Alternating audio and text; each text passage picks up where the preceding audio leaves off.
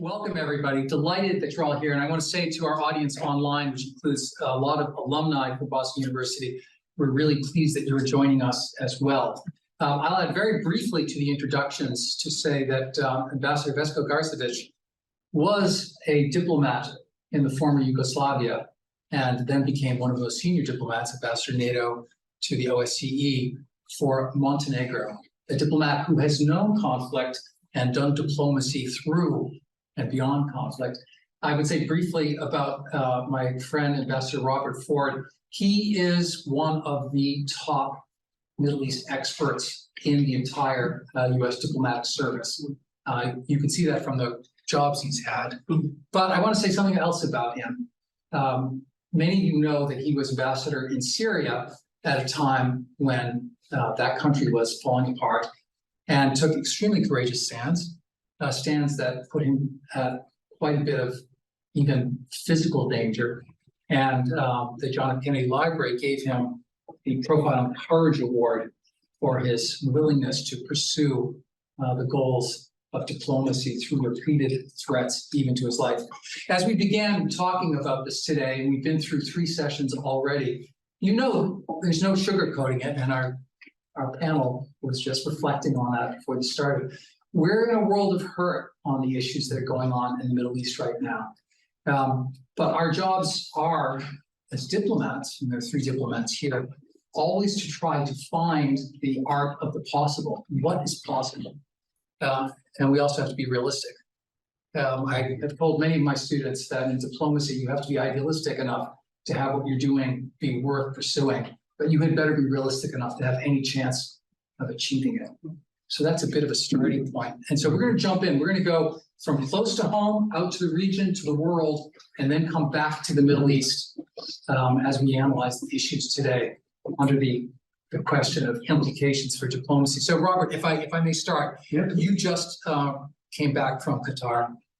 And as we look at what has gone on, one of the few bright spots, or at least a spot where something has been achieved, has been the diplomacy that's been carried out to first permit the return of some hostages, the release of some detainees, permit some humanitarian assistance, and a 7-day pause in the fighting. So I know you've had an opportunity to speak with some of the people who are directly involved in these negotiations. Can you say something to the group about this case study in negotiation and what it might tell us about the possibilities going ahead? Yeah, so, well, first, thank you very much, Dean Dennett, for the invitation to come to Boston University. It's my first time here. It's very nice to be here. It's not snowing like the devil as it is home in Maine right now. So I was in Qatar a week ago today.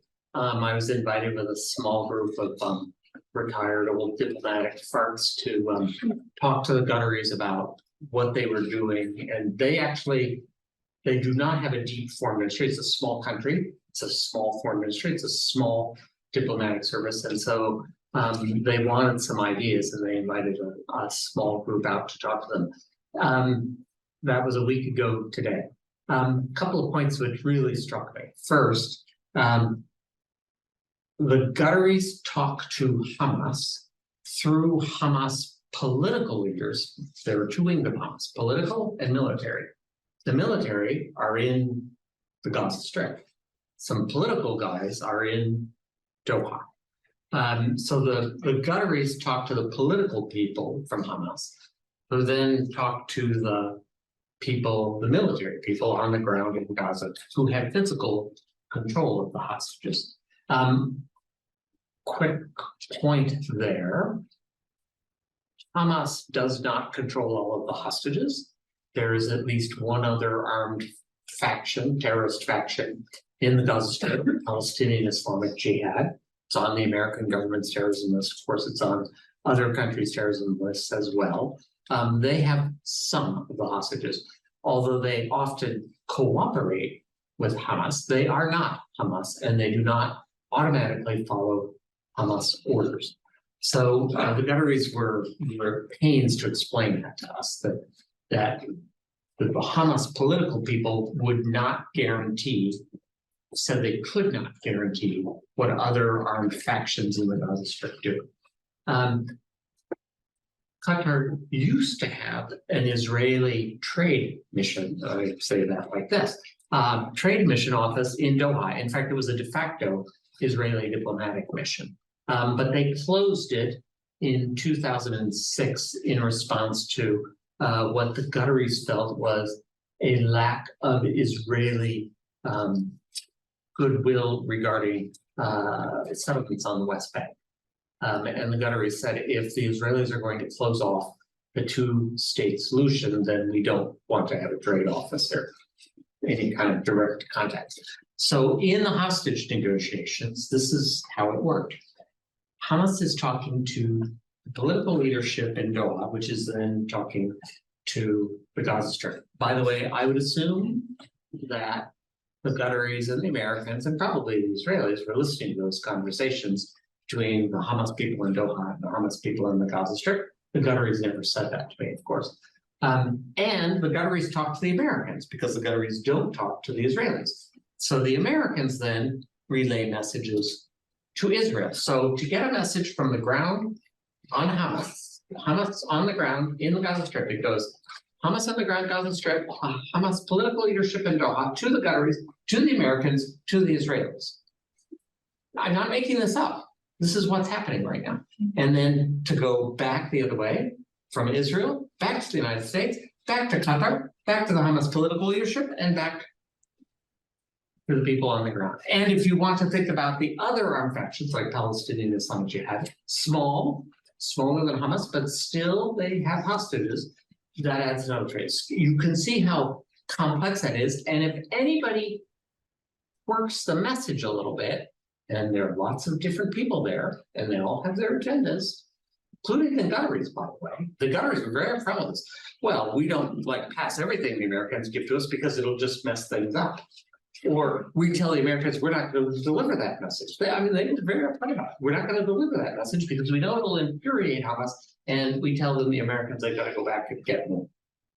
So, and I think probably the same is with the Americans. I cannot imagine the Americans are merely relaying messages without trying to shape it. Can you? If you're doing your job right, no. Right. So I just point this out that this is a complex process, and there are lots of potential pitfalls. And I'm going to stop. For a follow-up, how is it in this spaghetti bowl mess of diplomacy that anything got done? Yeah, well, the Qataris think that Hamas really wanted to get a pause in the fighting to get humanitarian aid in, and they were actually hoping that the ceasefire would be extended. That's what this is a week ago today, so the information is already old. But they thought that Hamas wanted to extend it. The Qataris, by contrast, were very suspicious of Israeli motives. Mm-hmm. Okay, Pesca, would you like to take us to the regional level? Yes, indeed. I have a couple of questions for you, hopefully not so difficult. But before it, I would just want to make my remark on being optimistic and being at the same time a realist in diplomacy. Being realist means that, be realist in terms of expectations. But be optimist means be ready to get engaged in negotiation over and over and over and over and over, sometimes for decades, until hopefully a solution is found. So sometimes not a solution that you thought about at the beginning when the process started, of when solution will come at one point, when countries sitting at the table believe that that solution is better than anything else that they have at their disposal. Do you agree with that when it comes to the? I not only agree with it, but I advocate it wholeheartedly, and so do illustrious statesmen like George Shultz, who used to talk about the need to tend the garden. I think my own experience, especially in that part of the world, is personal relationships matter. A lot of it is your personal credibility as an interlocutor with the people you're dealing with. And that isn't something you develop at the first time you're sitting at a table and drinking sweet tea. That's something that it's developed over a period of weeks and months, and in many cases, years. And I can be very frank. I think one of the problems with the Biden administration on this is they have not cultivated deep relationships with some of the players. The really angry action from people like Jordan's King Abdullah, and there is no closer friend of the United States in the Middle East than Jordan. Jordan really needs the United States. They are the largest single aid recipient now, aside from Israel, but among the Arab states, they even get more than Egypt. And they really need American help, and so they tend to be very pro-American. When the King of Jordan literally turns off a visit by the President of the United States, as happened early on in the crisis, that is a very powerful message that things are not well, and the garden needs urgent tending.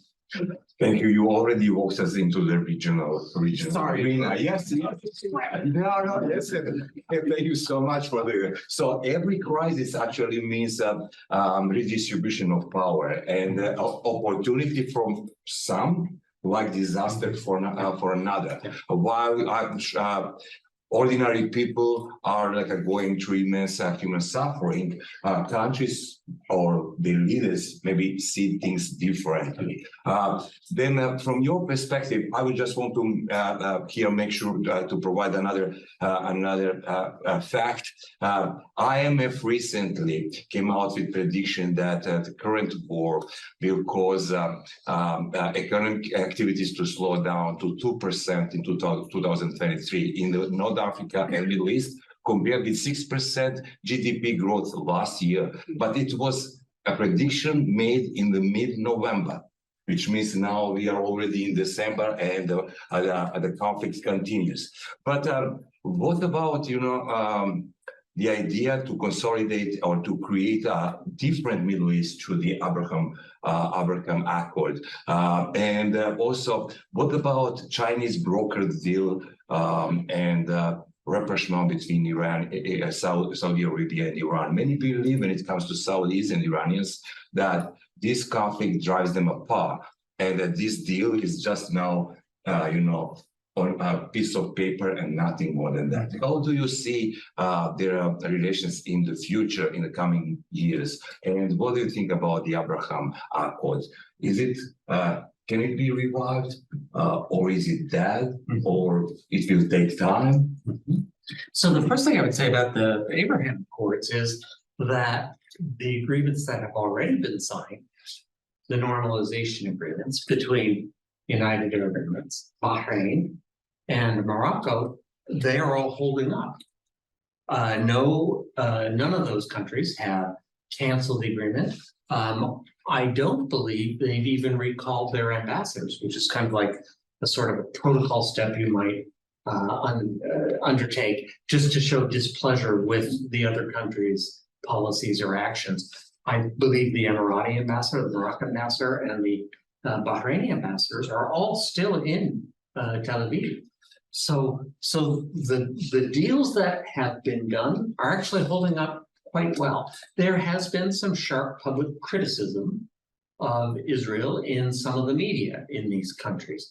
And if any of you watch Arabic TV and you watch, for example, Al Arabiya Network or Al Hadith Network, which come out of Dubai, you'll see pretty sharp criticism of Israel. But that's not the same thing as the foreign ministry. It's not the same thing as the Emir's court doing it. So from that standpoint, the Abraham Accords are doing well. I think where you're going at is the question about Saudi Arabia. Yes. So on the Saudis, the Gaza crisis shows that there was a fundamental problem with the whole approach of the Abraham Accords, which is that Israel and Arab states could normalize relations, more trade, more investment, trade corridors running from the Far East through the Arabian Peninsula, through Israel and on into Europe. This was the Biden vision, which was promoted very heavily also by the United Arab Emirates.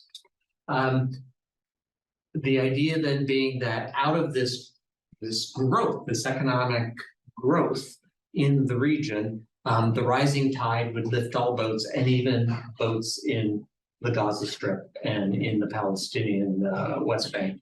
and the occupied territories that way.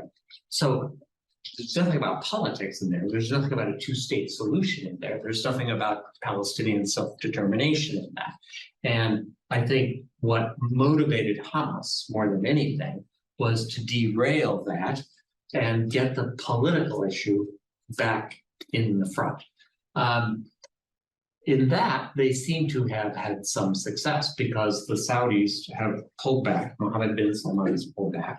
Again, if you look at what the Saudis have said, they are pretty sharp in their criticism of Israel publicly. But for example, El Al is still overflying Saudi territory on the way to the Far East, which is something new and different that it wasn't doing even 2 years ago. Contacts continue below the table between Saudi security officials and Israeli security officials. Nothing that's what's happened in the Gaza Strip affects Saudi concerns about Iran. But what you do see the Saudis doing, and this is not so much because of Israel or Gaza, it's actually because of President Trump.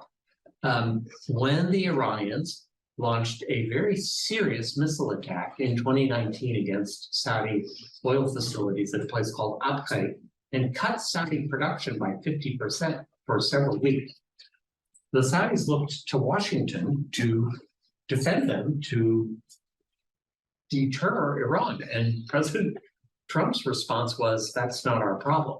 This was not the answer that Riyadh was expecting to hear, and it certainly isn't the answer they wanted to hear. And so they engaged in talks in Iraq first with the Iranians. And once the deal was ripened in Iraq, conversations with the Iraqis playing the middleman between Saudi Arabia and Iran. Then they brought in the Chinese as a sponsor at the last moment. Saudis, of course, were not going to use the Americans because we don't have diplomatic relations with Tehran. So it was a choice for the Saudis and the Iranians of either China or Russia. They chose China. So I think the normalization effort back with Israel can restart, but it's not going to restart while we see this intense fighting in the Gaza Strip. Okay, thank you. There is one more factor that I would like to shed light on. Adamant supporter to Hamas, and it comes from a country that is nominally member of NATO. It is Turkey or Turkey. Did you say nominally? But it's still member of NATO. So, as you know well, Turkey hosts Hamas since 2011. Allegedly supports it financially and militarily. It has given Turkish citizenship to two persons you mentioned, political bureau, Hamas political bureau in Doha. The chief of that bureau is Turkish citizen, and his deputy is also Turkish citizen. So also it provides safe haven for Saleh al-Aruri, who was actually deputy political chief of Hamas. Turkish leaders and officials have met with Iranian officials many times, several times in October and November. While President Erdogan's trip to Berlin was difficult and negotiation with German Chancellor was tense, described as tense. So for me, it's more, I would like you to reflect on relations between Turkey and NATO, relations between Turkey and the West in given situation. How much Turkey is a reliable partner for NATO and how much it is needed in NATO, because when I was in NATO, I remember that one of the main point when the crisis in Syria started and the war in Syria started was that Turkey is really needed because it can share intelligence information. It is present there because of its history and so on and so forth. How much it is needed and how much this will affect relations between NATO and the US and Turkey in the future. So I was just in Turkey a month ago, and in Ankara, I met the foreign minister, Hakan Fidan, and also met the head of their intelligence, Ibrahim Khan. And I've met them both many times in the past. And I'm going to Turkey Wednesday, actually. Couple of things. Number one, Turkey is a member of NATO, but the Turks will be the first ones to tell you that doesn't mean that everything that NATO does going in that direction, Turkey has to follow. The alliance is aimed at security in the member states. It is not a political integration, and especially not on something like Hamas. And by the way, a group called the Kurdish Workers' Party, the PKK.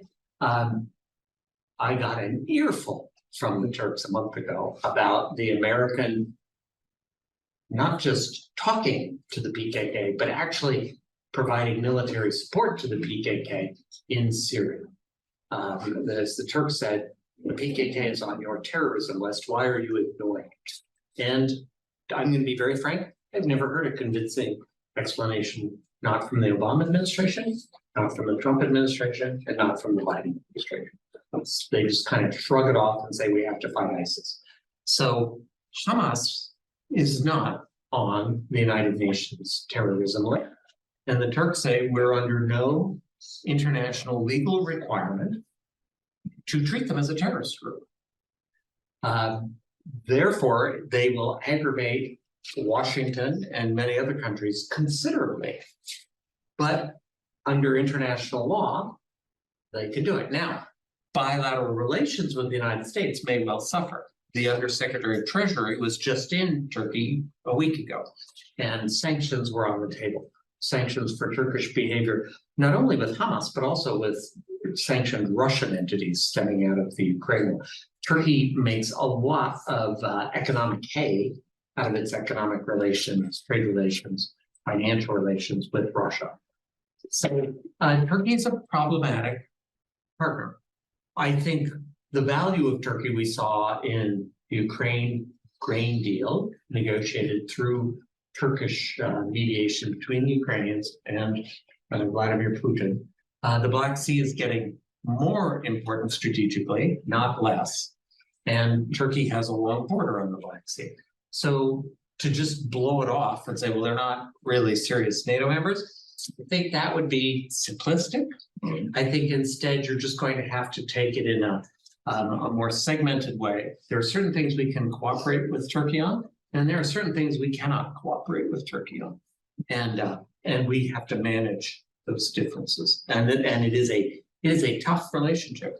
I'm not even talking about Erdogan's anti-democratic tendencies, so which is a whole other problem. There are more journalists imprisoned in Turkey than any other country, even more than Russia. So yeah, it's a problem. Could we round out a little bit the regional complexity of this by bearing down a little bit more and boring in a little bit more on something you've already raised, which is the role of Iran in all of this? Iran says that it is the leader of the axis of resistance. I thought the word axis was out.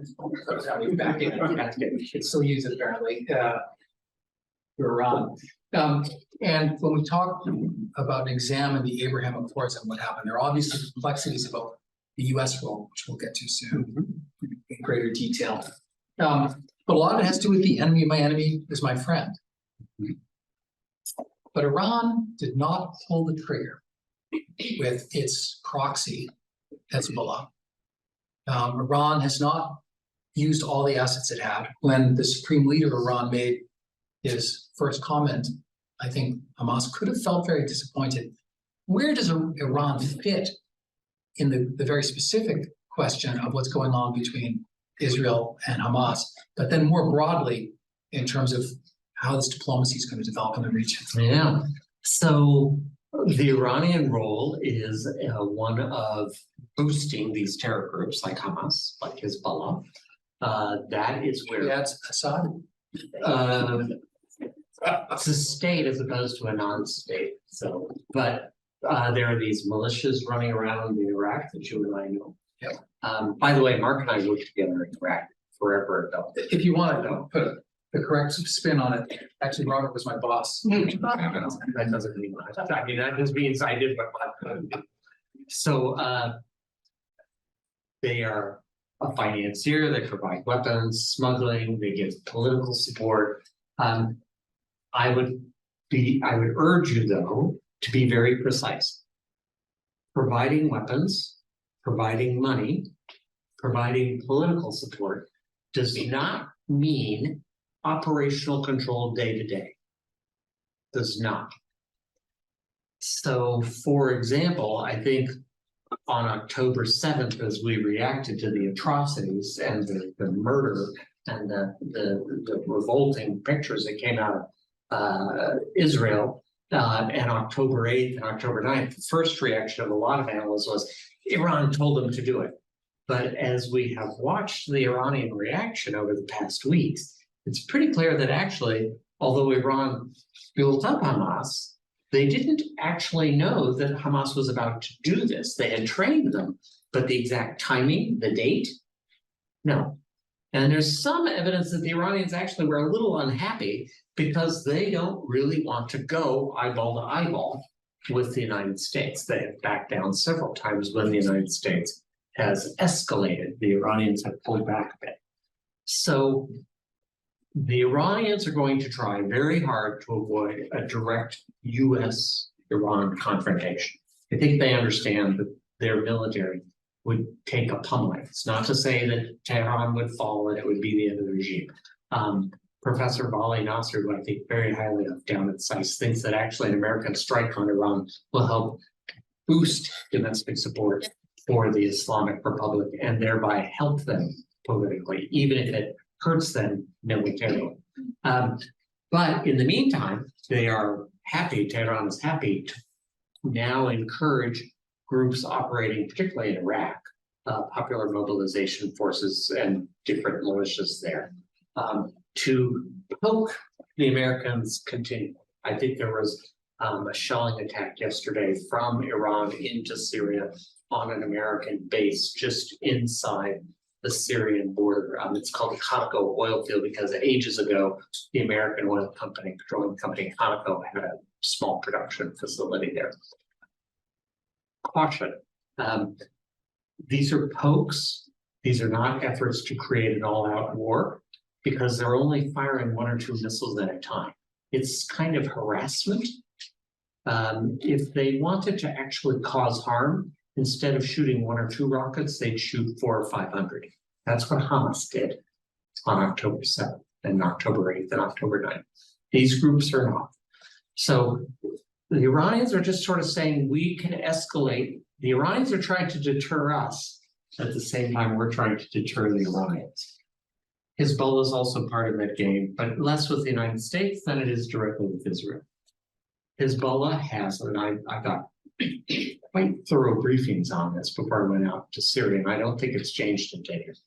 10 years ago, US intelligence estimates were that Hezbollah had somewhere between 5,000 and 10,000 rockets that could land easily in Israel. Many were fairly accurate, and the estimates were they could take out Ben Gurion Airport. Now, since then, Iron Dome maybe has made that not so simple, but I was very struck in the first week of fighting between Israel and Hamas, how cities like Ashdod and Ashkelon and even Tel Aviv got hit repeatedly.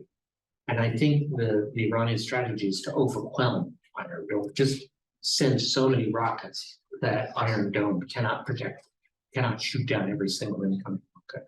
Hezbollah retains that capability, but the Iranians have held it back because they know, A, Hezbollah will get very bloody in the process as well. And unlike 2006, Iran's economic circumstances are more difficult, and they will not be able to help rebuild Hezbollah and the Hezbollah strongholds in Lebanon the way they did after the 2006 war. So the Iranians are actually trying to deter us. At the same time, we're trying to deter the Iranians. There's no short question here, but I'd like to ask if it could be short. Some have said that Israel wanted to react to the October 7th attack by first going after Hezbollah, that Hezbollah was a bigger threat. Is that real? Does it make sense? Would it have had any positive influence on diplomacy in the region to really bloody Hezbollah? My sense is that the Israeli priority was Gaza Strip. There was some talk of doing a two-front war, but at the same time, the Americans sent forces to the Eastern Mediterranean to sort of back up the Israelis, thinking that maybe the Iranians' game was not just deterrence, but was actually to start real fighting. A lot of the rhetoric coming out of Beirut, out of Hezbollah, was, as is typical, quite hard line. And so it was a little hard initially to figure out whether or not Hezbollah was actually going to go all out. It's very clear now that they don't want to.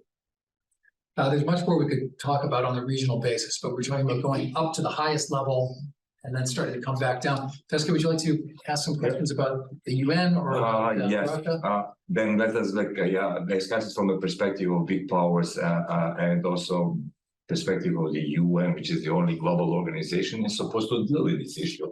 As you know well, and obviously everybody knows here, since the creation of Israel, UN has been involved in it. And the longest serving UN peacekeeping operation is still there. And then, as you know, also we've tried, UN Security Council tried 5 times, just to illustrate what I mentioned before, until they reached let's say an agreement in the middle of November to endorse resolution on the situation in Israel. First, 2 times Russia failed because it was blocked by US. Then Brazilian resolution was blocked by the US again. And then American resolution was blocked by Russia and China. So this was the resolution tabled and presented by Malta, the smallest party, the smallest country in the UN Security Council. I'm proud of it because I come from a small country. So, but I think its content actually portrays what is possible today, because it doesn't mention terrorist attack on the 7th of October. It doesn't mention the military operation of Israel in Gaza, and so on and so forth. And it was dismissed immediately by Israel ambassador there in the UN. What do you think? What's the role of the UN can be in the future in terms of political role, not in terms of provider of humanitarian assistance in the ground, where the UN is definitely the leading actor, but can the UN play more than being a seal of approval once an agreement is made, hopefully? So I don't think the UN Security Council is going to be able to come to an agreement on this. And I'm sorry to say that, but I think it's the reality. I watched the negotiations and the frustrations in New York, and I just keep thinking about Syria, where the UN Security Council was also unable to do much of anything, and finally wasn't even able to keep a humanitarian aid operation going from Turkey down into to northern Syria. So I can't see how Russia and the United States are going to agree. Both sides are jockeying, I would say the Americans and the Russians and the Chinese, for influence among regional actors. Certainly the American influence is the greatest so far, but at the same time, as I told the story about Jordan's King Abdullah, we've taken a hit. And I think the Russians and the Chinese put forward resolutions knowing that the Americans will veto as a way of sort of boosting their credibility with at least the publics in places like Jordan or Saudi Arabia or Egypt. I wouldn't expect the Israelis to accept a UN mediation because they understand that the UN Security Council has 2 great powers, 2 of the 5, that are not going to be fair to Israel. And so whatever intermediation there is, whether it's Qatar in the United States or it's some other entity, another country, it's not going to come out of the Security Council. Yeah. Could we take a second to focus on the question of humanitarian diplomacy? Something you've worked on and I've worked on. When Security Council is supposed to be about security, instead of coming up with something on security, they came up with something on humanitarian assistance. You dealt with these low-hanging fruit, we thought. Allegedly. Wrong. I don't see it as low-hanging fruit. I see it as potentially poison fruit, depending on how you approach it. But what do you think about whether or not it makes sense or it's useful to focus on humanitarian objectives when what we're trying to do is to deal with political and security conflict? Yeah, so I think this is something I'm having a hard time understanding the administration's policy, because on the one hand, they keep insisting that humanitarian aid must be increased. David Satterfield, who is the Biden administration's point man for getting humanitarian aid into the Gaza Strip. I know David very, very well, worked with him for years. He's as good a diplomat as any I have met. And he never goes off message. He's incredibly disciplined in a way that Hillary Clinton was not disciplined. John Kerry certainly wasn't disciplined. Condi Rice was the only other one that I ever saw that could stay on message the way David does. So Jim Big.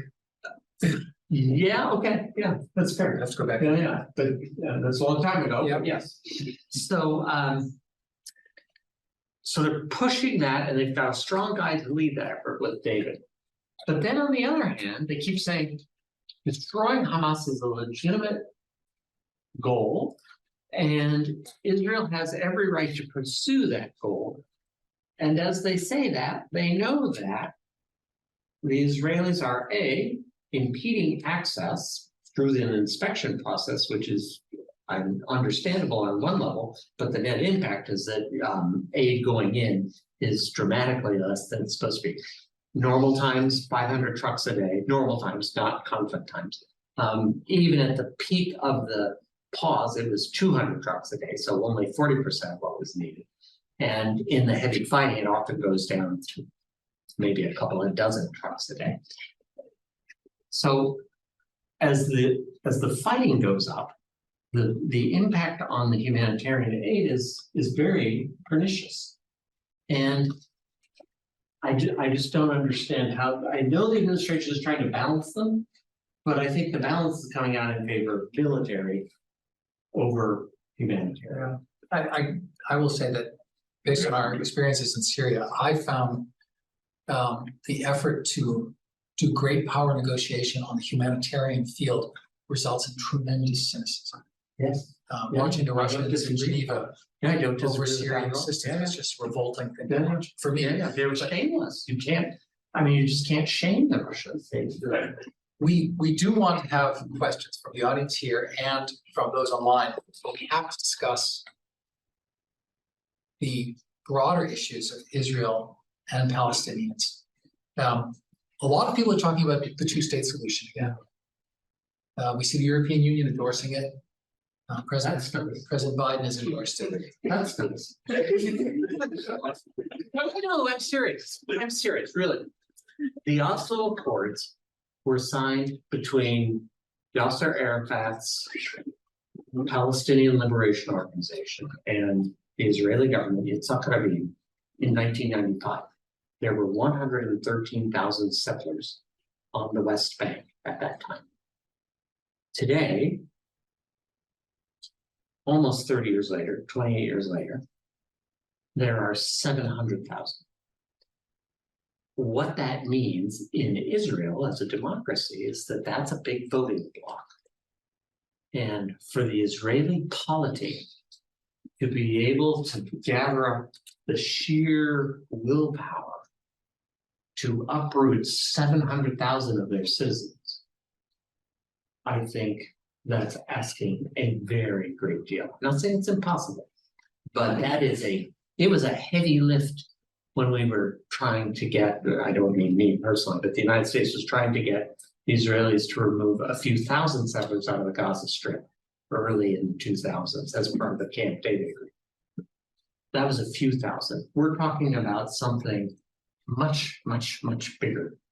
And especially as the United States declines to put serious pressure on both the settler movement and on the Israeli government to restrain that growth and actually begin to reverse it, I don't think there's any way to have a viable, keyword, viable Palestinian state. We were arguing about the word viable in the State Department in the 1990s, I remember, with people like Dennis Ross and Aaron Miller, Dan Kurtzer. Viable state now, 28 years later, much, much, much harder. Much harder. Is there an alternative? And something that's negotiable? I personally think the two-state is hopeless. I don't think it can be done, given the fact that Israelis have a democracy and they cannot just order people out like that. I think a one state over the very long term is a better solution, but how do you do that? I mean, it's not in my lifetime, but frankly. So it's more to say, but with whom can the Israelis negotiate? Well, right now they can't negotiate with anyone. They have no partner. Hamas, I don't think, wants to negotiate with the Israelis. Hamas put out a little feeler. The Turks talked to me about it at great length a month ago. And I looked it up, and if you Google Hamas 2017 political statement, you'll see it. But Hamas never changed its founding charter, and they've sort of dropped the 2017 initiative. And I don't think today Hamas is going to sit with the Israelis, and I'm sure the Israelis don't want to sit with them. The Palestinian Authority is decrepit, corrupt, lacks credibility. So we talked to the Qataris about this in some detail. How do you rejuvenate a Palestinian governing institution? I don't even want to call it the Palestinian Authority myself. So because what they have is so bad. But you can't do that. You can't regenerate it until you have security. Security is the most important thing. You can't have a political process in the middle of complete security mayhem. That's what we learned in Iraq. So I don't know if any of you saw Lloyd Austin, Secretary of Defense Austin's remarks yesterday. I recommend them highly because he actually said, if the Israelis want to get rid of Hamas and replace it with something new and better, they cannot just inflict constant pain and casualties on Palestinian civilians. He said, that's not going to work. That's going to lead to strategic failure. He was quite blunt about it. And of course, Lloyd is building off of his experience with us in Iraq. And I'm not sure that the Israelis are using Iraq as their template for war in Gaza. Well, that's uplifting. Yes, no, you didn't ask me here. On that positive note, we don't want to finish our conversation with that positive note. So are we going to turn to the audience, or we are still giving time for a short question? I have another short question. Yes, about Russia and Israel. You better let them. You're right. Are we going to turn to the audience, or we Let's say that we will reserve the right to ask more questions ourselves. Okay. Since I come from the podcast, it goes without saying that if you're in power, you abuse the power.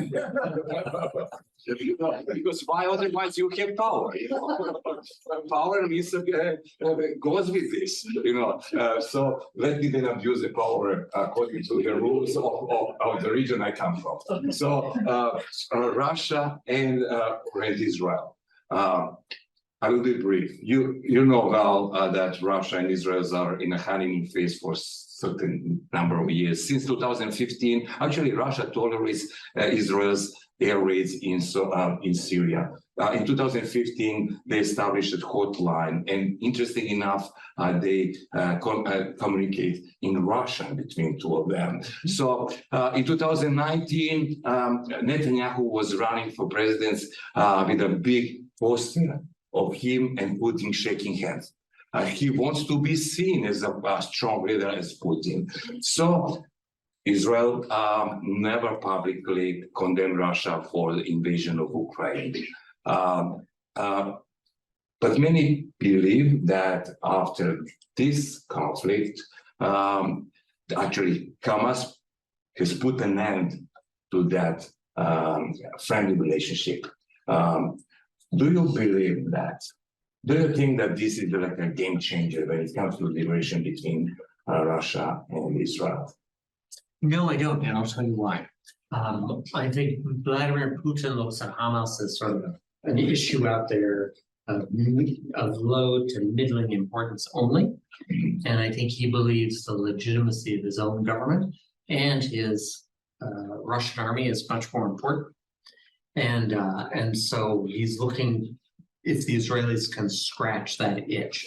I've had a number of meetings with retired old Russian farts, like me on the American side, and as well as advisors to the foreign ministry and to the Kremlin over the years with the Middle East Institute's Track 2 process. And the most recent one was right before we went to Turkey. And the Russian side always emphasizes when we raise Israel that Israel, unlike Western countries, actually still underlines its gratitude to the Soviet army for liberating the death camps, Auschwitz and the others. And they remind that Netanyahu, unlike Western leaders, was there at the 70th anniversary of the end of World War II, bestowing, in a sense, the seal of Israeli approval on the Soviet army and its actions at the end of World War II, liberating the death camps, and subsequently drawing a tie between the legitimacy of those Soviet actions at the end of World War II and the modern Russian state and the modern Russian army. And as you said, they avoided condemning Russia. And the Americans were really pushing on the Israelis to get with the program and to join the Ukrainians. The Israelis fell back. Recently, Putin did receive a delegation from Hamas. But I don't think that's meant that all communications between Israel and Russia have ended.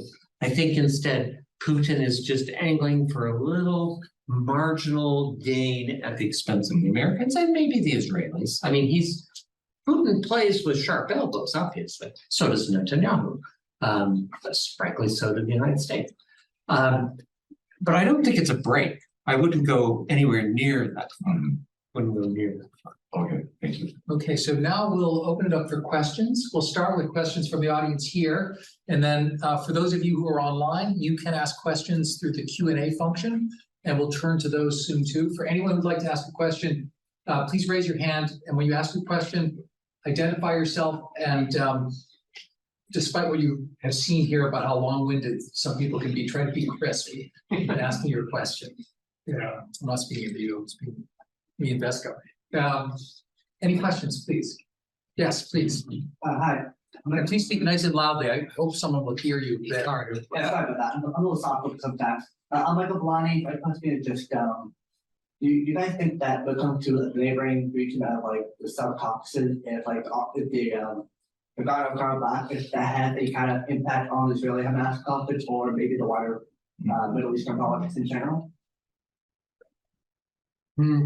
I have to say, Michael, I'm not really sure. The one thing which struck me was the expulsion of tens of thousands of Armenian background people, Armenian people living in Nagorno-Karabakh just shortly before October 7th, I think just like a month or two ahead of time, and how quiet the world was in reaction to that. But I noticed that, and I'm sure people in the Middle East noticed it. But whether or not that's a template for what the Israelis are thinking, that's a big step. And I don't have any hard evidence to support that. Of course, some ministers in the Israeli cabinet have said that large numbers of Palestinians, one minister said all Palestinians should be expelled from the Gaza Strip, which triggered an American government reaction pretty quickly. Unlike Nagorno-Karabakh. Let's go there first, and then we'll go there. Yes, between the two of you, got to decide, please. Hi, I'm Scarlett. I just want to say thank you so much for coming. We all really appreciate it. But I was wondering what you think about America and Iranian and kind of keeping each other in check, and if you think that they're involved in what it should be. I'm sorry, America and who? Iranian. Oh, Iran.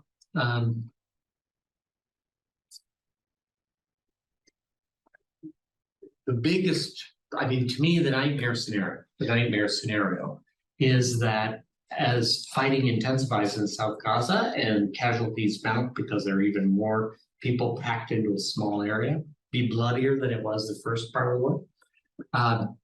As tensions go up Some group in Iraq at Iranian instigation launches a few more missiles, and this time they actually do hit a dining facility or something and they kill a dozen Americans. Very possible. We actually almost had that in Erbil, except the rocket was a dud. The warhead didn't go off, thank God. So the American reaction would be very stern, I have no doubt. Heavy bombing, at least in Iraq and Syria. And if the groups then escalated, which is very possible. Remember, I talked about they could launch hundreds of rockets instead of just a few. If they did that, it spirals up. And that spiraling up, I would assume, would eventually lead to American attacks on the Iranian mainland, military targets on the Iranian mainland, communications facilities, military communications facilities, logistic points, etc. Maybe airfields, I don't know. I'm not privy to the target list. So, and the Iranians would respond. And by the way, there are a whole bunch of American bases within easy range of Iranian missiles in the Persian Gulf and places like Qatar and United Arab Emirates and Bahrain. And although I'm sure we have air defense, I just don't know if we're going to be able to withstand a rocket barrage of 1,000 rockets aimed at the US Navy headquarters in Bahrain. I just don't know. But you can see how that could escalate very quickly. So that's a nightmare scenario. And what bothers me is I don't think we understand yet the Iranian red lines. The Americans have been pretty clear about our red line. You kill an American, we will respond very harshly. I haven't seen the Iranians define their red line as clearly. I suspect maybe they themselves don't know because there probably are people in their government that are hawkish, and there are some that are more timid facing the Americans. So that's a recipe for danger. And right next door there, yes. Hi, I'm Lev. And my question is, if it was, it's a strange reality possible that Israel was to win the 700,000 settlers elsewhere, how would that two-state solution work?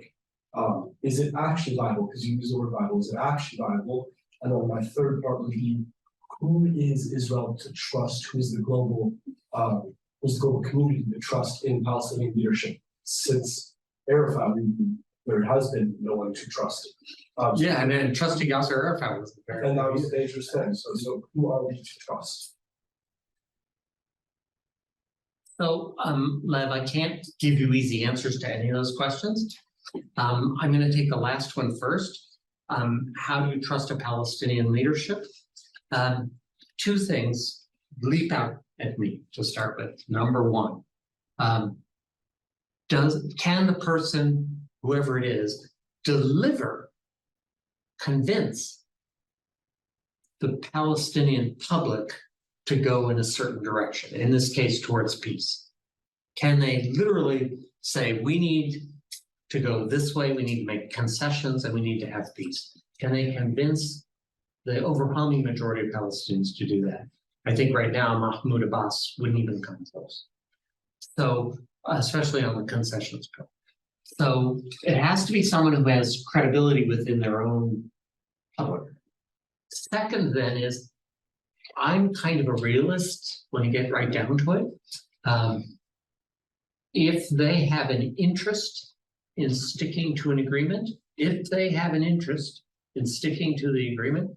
then you have a better chance than sticking to it. And you have a better chance, if they have credibility, of bringing the public along.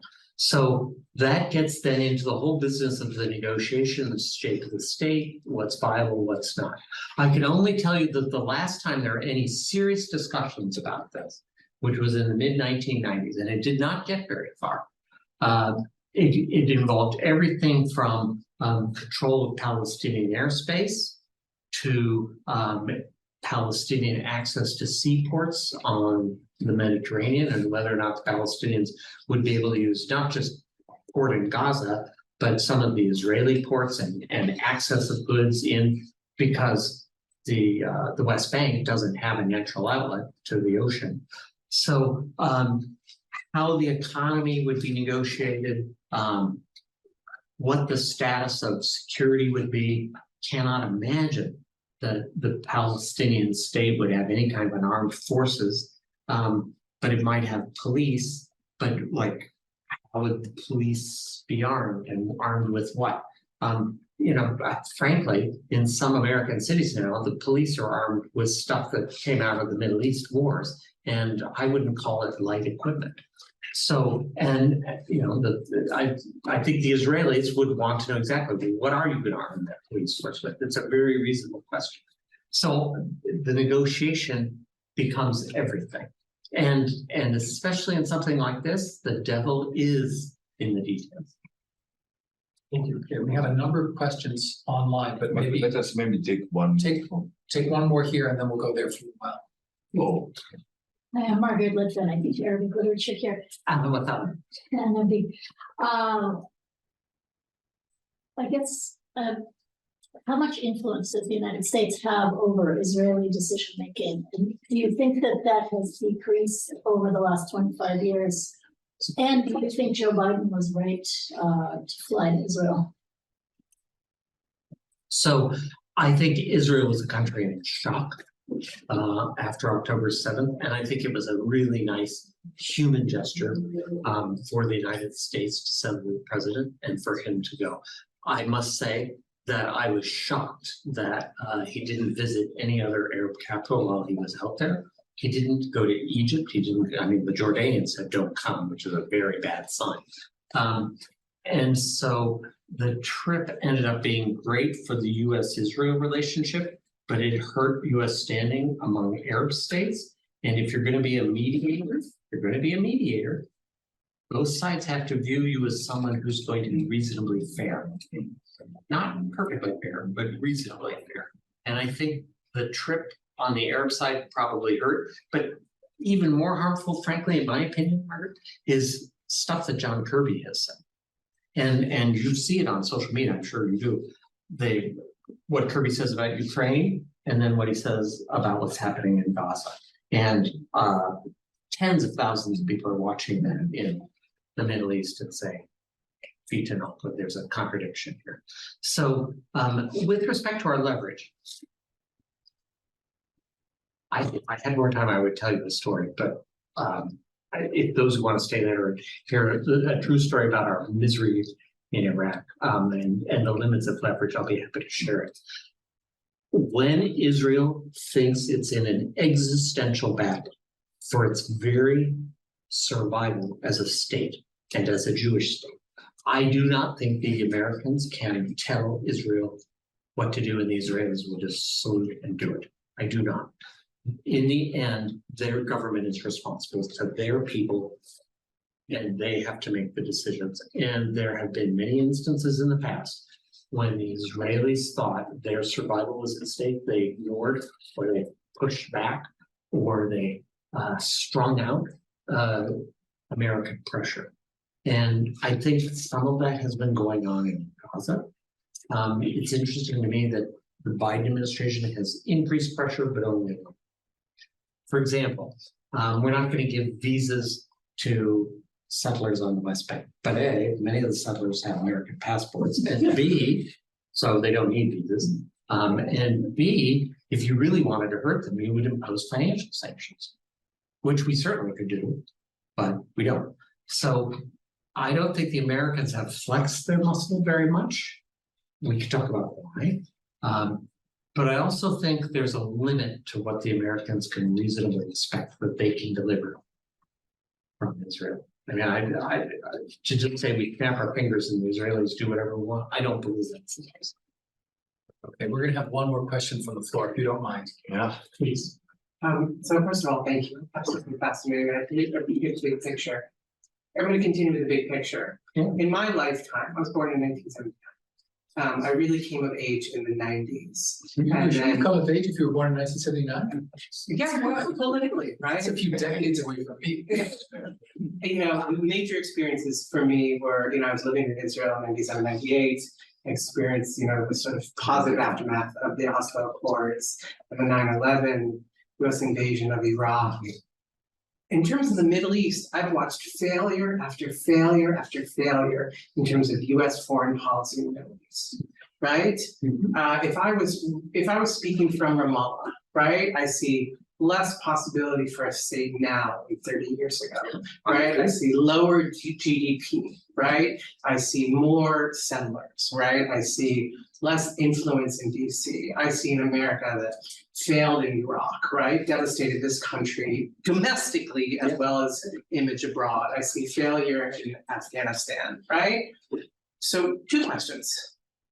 Why, right? I mean, this is the global hegemon, right? The superpower. Why is our foreign policy in the Middle East so bad? And what would a better foreign policy look like? You're talking to a room of future diplomats, right? That want to advance world progress and don't want failure after failure after failure after failure.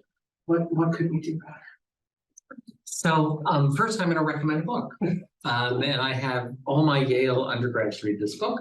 And it's by Robert McNamara, who was the Secretary of Defense during the Kennedy and Johnson administrations and was really the point guy leading us into a huge escalation in a country called Vietnam.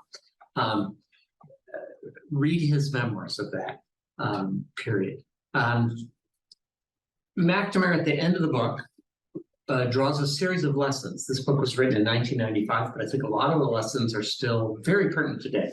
Among them, do not get engaged militarily in a place if you don't have thorough debate and discussion in the United States. First, and the American public understands exactly where you're going, and don't lie to them, by the way, no more Gulf of Tonkin's. The book is called In Retrospect, and unlike the self-serving memoirs of almost everybody in government nowadays, McNamara actually flagellates himself over and over for the mistakes he made. And these lessons come out of that. So get the public on board, get the Congress on board. Understand technology does not solve all military problems.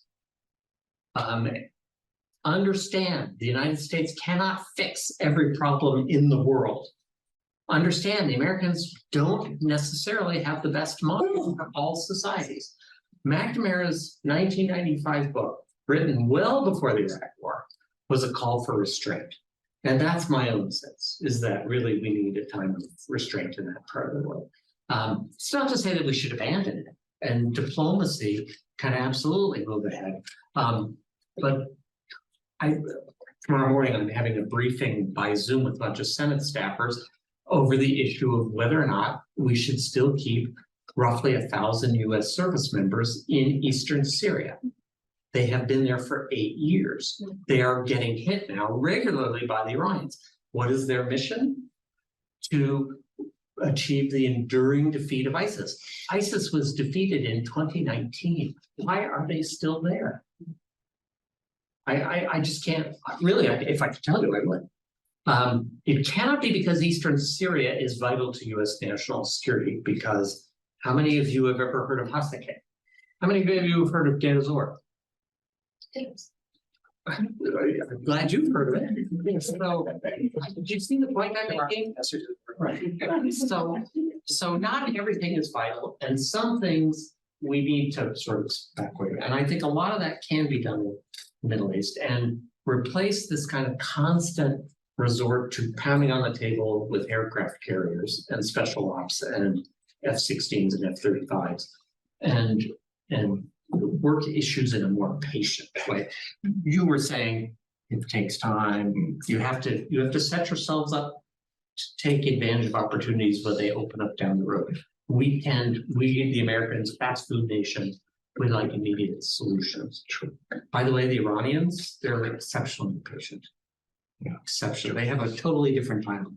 Yeah. I could tell you stories about dealing with them in Iraq.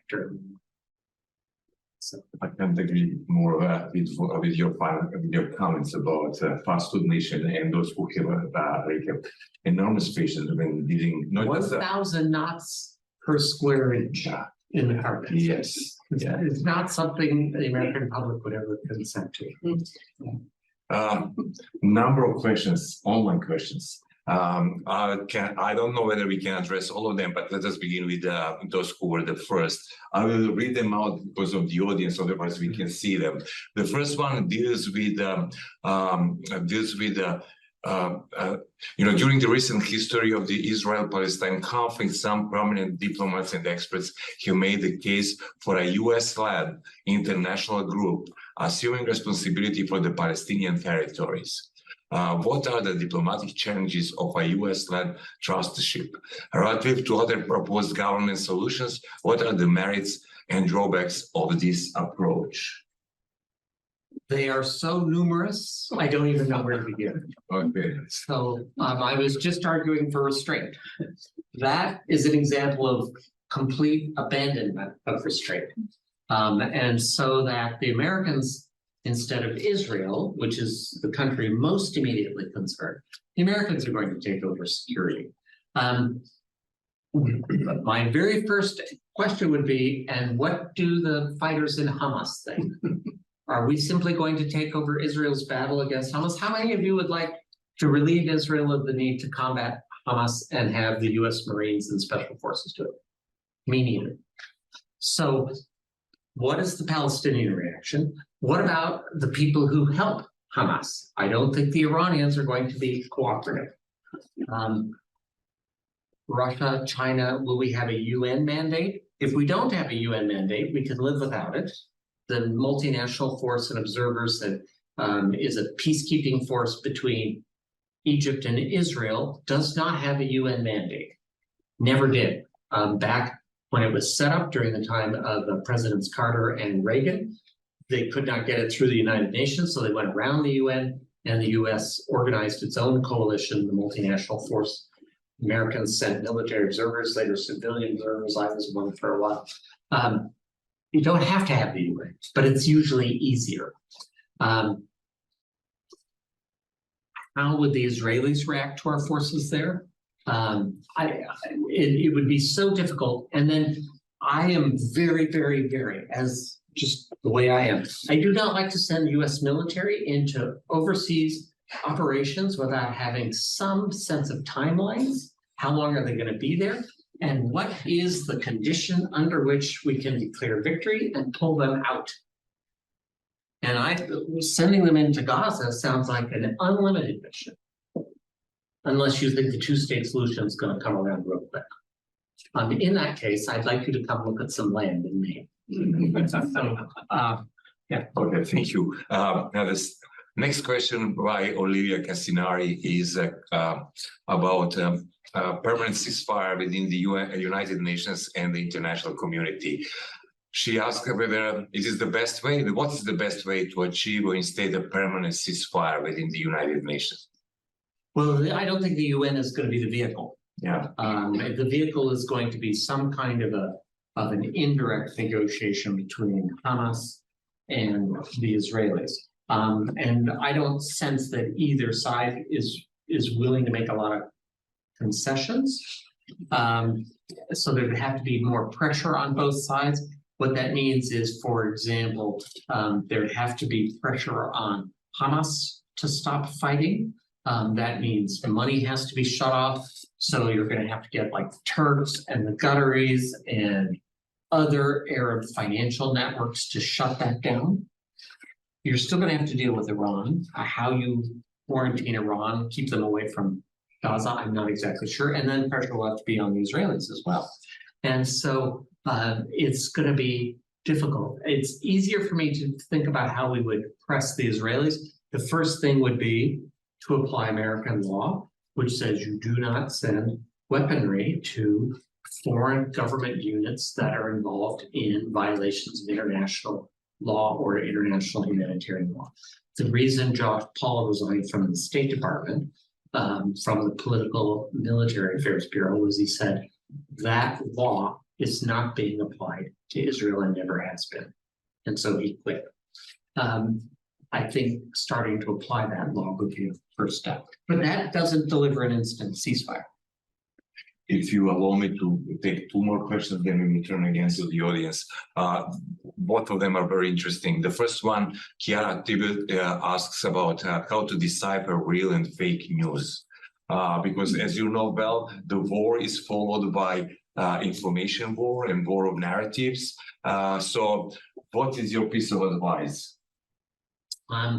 Fake news was a problem before Gaza. It was a big problem in Syria, it was a big problem in Iraq. The only thing I could ever figure out is triangulate.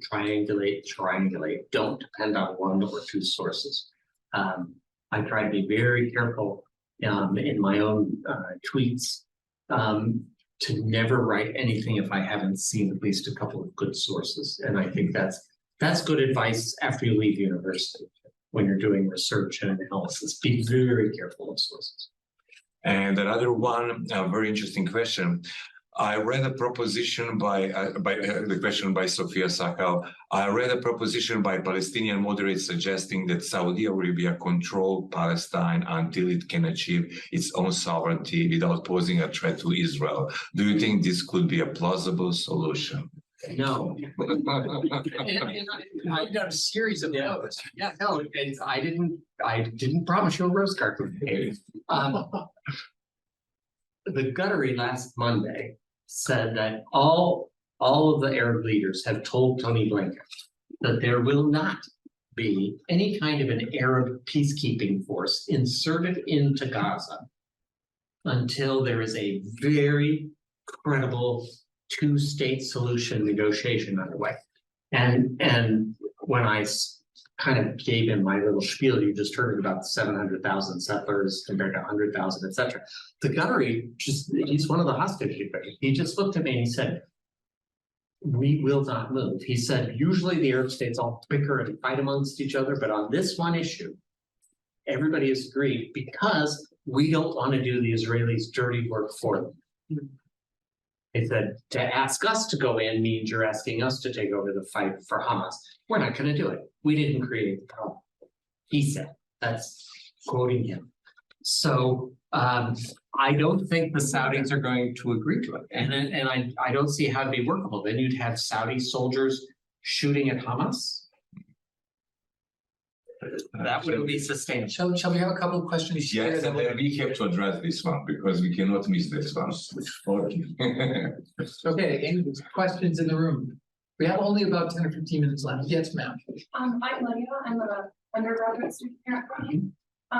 In our last conversation, we talked a little bit about the Israeli population's disappointment with Bibi Netanyahu and whether or not he would be able to come back this time. Do you have any thoughts on that, whether or not he'll survive this one? Lydia, I could pontificate up here, but I know very little about Israeli domestic politics. What strikes me is that two things. Number one, it's not that long ago that there were literally hundreds of thousands of Israelis on the streets protesting about changes to the judicial system. And now, instead, they're protesting against the government's decision to prioritize a security solution in Gaza to trying to get more hostages out. And so I can sense that there's a lot of unhappiness with that government, but whether that's 51%, I wouldn't even begin to speculate. So I think Netanyahu is looking over his shoulder, but I mean, Barack Obama did it all the time when we were working on Syria. Used to drive me crazy. So, let's jump in. Very patient. Hi, it's John Clun from the religion department. You were just in Qatar. You just told us what the Saudis and the Qataris won't do. But one of the things that we can't seem to find out is what do they want? What the wondering if Qataris would like and what the Saudis would like is implementation of an Arab League peace plan that was issued in 2000, which calls for a two-state solution largely along the 1967 lines with some minor territorial adjustments. That's what they want. No, It's kind of a pipe dream. if I could just follow, what I actually meant is like, what do they want now? What do they want about Hamas? What do they want? Oh, I think they'd love to see Hamas gone. Even the Qataris who were hosting them, I didn't sense any particular fondness for them. It looked like it was a strictly transactional business relationship. Why is it Qatar? If you ask the Qataris, they say, well, this was actually set up during the time of George W. Bush as an American channel after Hamas won the elections in Gaza. And I was working at the time on Iraq. I have no idea if the Bush administration actually asked that. I never heard of it, but could be. So, but I don't think they have any love lost for Hamas. I think this is transactional, but is there support in Qatar for a Palestinian state? You bet. Robert is the expert on this. So actually, Robert, I'll ask you if you tend to agree with what I'm about to say. There is a split, I think, between elite opinion in the Middle East on the Arab side and what is sometimes referred to as the Arab street. I think that there are a lot of people amongst the leadership of Arab governments who want to get past this issue, who have other business, not just the business of dealing with Iran one way or another, but to build developing their own countries in different ways. But they can't separate themselves as well from the street. And so that's a problem. But if they could, I think they would. And the Abraham Accords were going in that direction. Yeah, absolutely. Absolutely. So you'd let me send out that cable and say, "Are you kidding with this cable?" That's right. Send it. Okay, Bruce? Bruce Rosengard. I've got two questions, Ambassador Ford. First, you mentioned that recent comments by Admiral Kirby were probably distressing parties in the Middle East. What is your take? Because presumably he's answering to the same boss that Lloyd Austin's answering to. How do you where's the dichotomy? Number one. And the second question is about something slightly different. When you talked about when Biden flew over to Israel immediately after the attack, I thought that there was planned to be a major meeting of all the Arab leaders. There was. Biden, that was canceled based on fake news. That a Israeli missile hit a hospital, which turned out not to be the case. And unfortunately, had that not occurred, or the news had come out differently, I think his intent was to meet with all the Arab leaders. So Bruce, I think John Kirby is much closer to the president physically. He's in the White House, and I think he talks to him more often than Lloyd does over at the Pentagon across the river. And so you're gonna get a difference in tone because Lloyd is a general essentially, and he's looking at it very much as a military strategist, whereas the White House is all about politics. And I think you see that reflected in Kirby's remarks. So I'm not surprised that there's a difference in tone as well as a difference in accent. Not that Lloyd is contradicting the White House, I don't think he is, but I have never heard the president say, Israel is headed towards a strategic defeat. But Lloyd said it, but Lloyd's looking at it as a military guy based on his experience in Iraq. So with respect to the planned meeting in Jordan, they did have a meeting planned. The attack on the Shifa hospital, which actually looks like it might have been Palestinian ordinance instead of Israeli,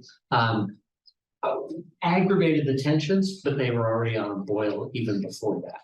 And I'm not sure, given the remarks that the White House had been making, that they would have had that meeting anyway. I think the Shifa hospital incident was the icing on the cake, but it was going that way anyway. The frustration with the Biden administration did not start with that hospital.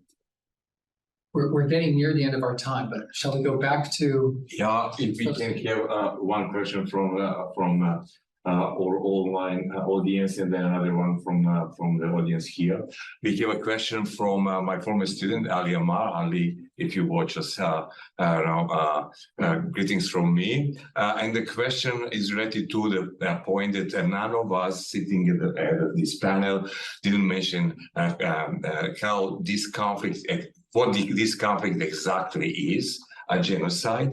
And then he said that as such, my question for the panel is how reliable are international bodies like the International Criminal Court? Who will be the right body to hold Israel accountable for its war crimes and international law violations?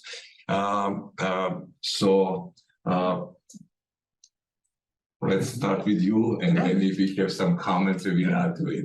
Somebody said I wanted to answer the question. They obviously didn't ask me, but go ahead. Yeah, yeah, please go ahead. So I would just be very blunt. I would be very surprised to see any Israeli official jailed or even tried before the International Criminal Court on charges of violating international law or international humanitarian law. This problem of accountability didn't start in Gaza. If you follow Syria at all, there are many people screaming for accountability, starting with President Assad after his numberless, practically, atrocities there.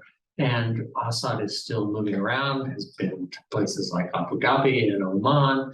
He interestingly did not go to the United Arab Emirates after Interpol received a request from France for extradition, which was interesting. But there will still be countries that President Assad will safely be able to visit. Same thing with Vladimir Putin.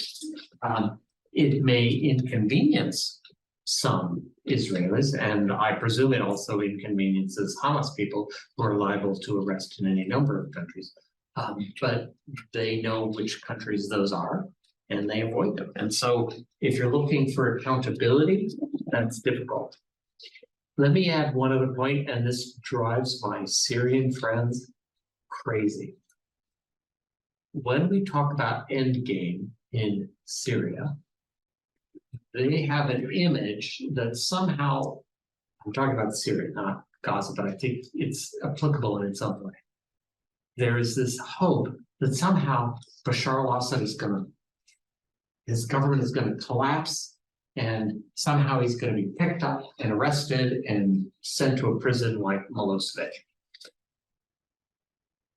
I caution them that if you really want a political solution, you're going to end up having to negotiate with him and his government. And very few people are willing to surrender themselves to long prison sentences as part of a negotiation. And so if you want peace and some kind of compromise, emphasis on the word compromise solution, that often comes at the cost of pure justice and accountability. I'm not defending it. I'm just telling you that's how it is.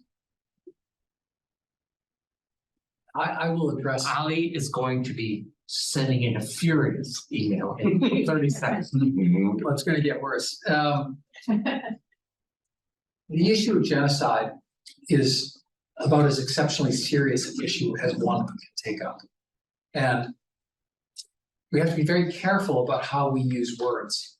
In our classes here, we try to teach students to, sure, have emotion.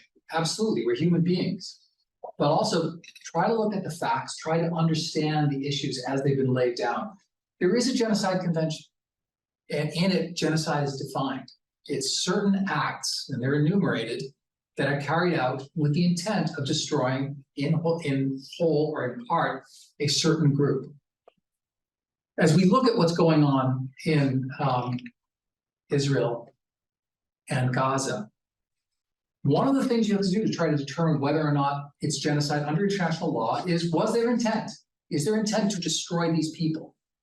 And you have to ask yourself, well, we could read the Hamas founding document where there's clear intent. I don't know that we can find that in what Israel's doing under the definition of genocide. That is not to say that the actions being carried out by Israel are in conformance with international humanitarian law. In some cases, I think that it's a very difficult and complicated question about proportionality and how those things are defined. But there's strong arguments to be made that Israel has gone beyond what what would fit under international law. I think no matter how you look at this, there are now 14,000 dead people in Gaza. It's an enormous number of people, and there's no doubt that this is a terrible tragedy. And something's got to be done to stop it. How we get there from here, as you can see from the discussion, is incredibly difficult. And no one has a very good solution to it. But I want to say that as I look at what's going on in the world very broadly, we've seen actions in Ukraine that clearly violate international humanitarian law, without doubt. And when we ask the question about genocide, I think we've heard Putin say that Ukraine doesn't exist and should not exist. Vladimir Putin has been indicted by the International Criminal Court. And in my own classes, when students, I asked the same question that Robert's asked. Is this going to help us get to a peaceful solution? It's very, very difficult, I think, to weigh the interests in upholding these ideals against the interests in security and safety for human beings. It's a balance I hate to make, but it's a balance we have to work at. I don't want to have the last word at all, and we are near the end of our time. So should we have another question to Robert, or should we let Robert just sum up as he would like? Maybe Let's to do a sum up. question. Let's do question. Let's do question. We have, but please, if we have somebody who didn't pose a question, because I deliberately didn't let people who are online pose two questions. Actually, I just read their first question if they pose 2 or 3 questions. So therefore, let's apply the same rules for people who are here in person. If there is somebody who didn't pose a question, then that will be the one now. I see none, or yes, I see somebody over there. Yeah. Hi, Sana, Professor here. Perhaps now that we've seen the breakdown of the complications between that we laid out in the beginning, what would it take for the parties to come back to the table? So, if I understand what the Israelis and Hamas are both saying, and if we ascribe at least some truth on each side of what they're saying in their positions, were Hamas able to guarantee the release of additional hostages, particularly women, that other groups like Palestinian Islamic Jihad are holding, then they would be able to offer that, and the Israelis would then once again accept a pause. That's different from an enduring ceasefire, but at least it stops the fighting and gives a chance, maybe the door opens a little bit to something longer term. I would like to recommend 2 things for people that are interested in where this conflict is going over the medium term. First, Jonathan Ward at the Center for New American Security, which is generally left of center. Jonathan, just today, wrote a piece about the Americans need to lead a multinational force in, and not under the UN.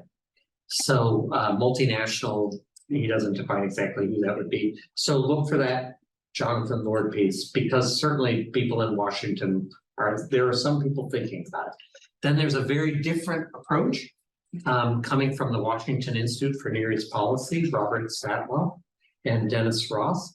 And it's basically about a scenario in which Hamas accepts that it's defeated and surrenders, and what happens to the Hamas leadership and fighters. For example, if they surrender, that would, in theory, bring an end to the fighting, right? Well, where do the 20,000 fighters go? There may be more, maybe 25,000. Where are they going to go? For example, in Syria, they had numerous instances where the Assad government would surround a town held by the opposition and besiege it for a year. No water, no food. People are starving. They're eating grass. They're eating shoe leather. Finally, they give up. The Syrian government would say, okay, you've surrendered. We will allow your fighters to get on green buses. They're very famous now in Syria, green buses. And you can go up to the northwest part of the country, which is still held by the opposition. And the fighters and their families would go there. That's a model which the Iranians are very, very, very familiar with. So, but where would the Hamas fighters go? Turkey? One person said, well, maybe the Turks. I'm not sure that the Turks would take them, but I don't know. I'm quite certain Egypt's not going to take them, and I don't think Saudi Arabia is going to take them, and I'm very certain Jordan's not going to take them. So, you know, in 1982, I'm old enough to remember I was studying Arabic in Cairo at the time, but I remember when the Reagan administration, working with a multinational negotiation, Philip Habib from the State Department was leading it, negotiated a deal whereby the PLO, Yasser Arafat, pulled out of Beirut and his fighters, thousands of fighters, got on ships in Beirut and went to Tunis and set up in Tunis for decades. 15 years, not decades.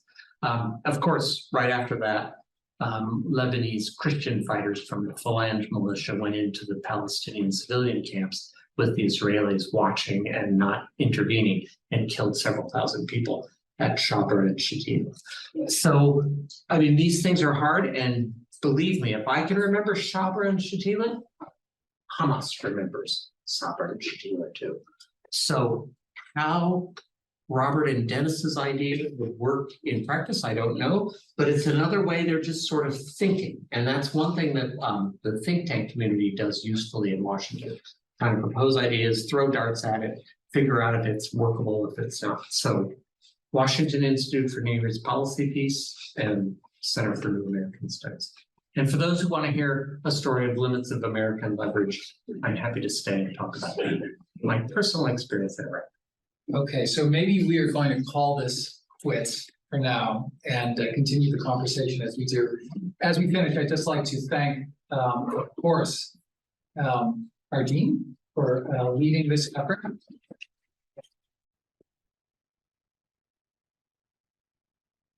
I think you should mention Jeremy Mentic and Shamra Mako and Margaret Lipton and others in the faculty who pushed for this idea of having an extended dialogue on these issues.